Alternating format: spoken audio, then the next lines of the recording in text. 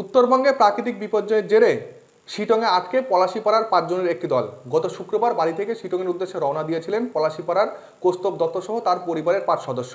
গতকাল তারা শিটংয়ে পৌঁছয় এবং সেখানে তোরক নামে একটি হোমস্টেতে ওঠেন তারা। সেখানে পৌঁছতেই শুরু হয় প্রাকৃতিক বিপর্যয়।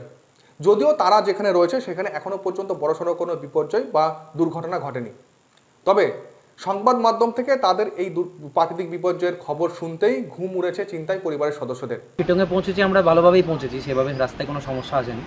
বাট শিটংয়ে আসার পর থেকে কালকে একটানা প্রায় 10-12 ঘন্টা বৃষ্টি দেখেছি আমরা। অ্যাকচুয়ালি বিপর্যয়ের কথাটা শুনেছি, বাড়ির লোকজন ফোন করেছিল সকালবেলাতে, ভোরের দিক থেকেই তারা খবরের চ্যানেলে খবরটা পেয়ে গেছে যে এখানে এরকম অবস্থা। আমরা তো দেখেছি, বাট আমরা সেইভাবে তো বলতে পারিনি মাঝরাতে যখন বৃষ্টিটা হচ্ছিল।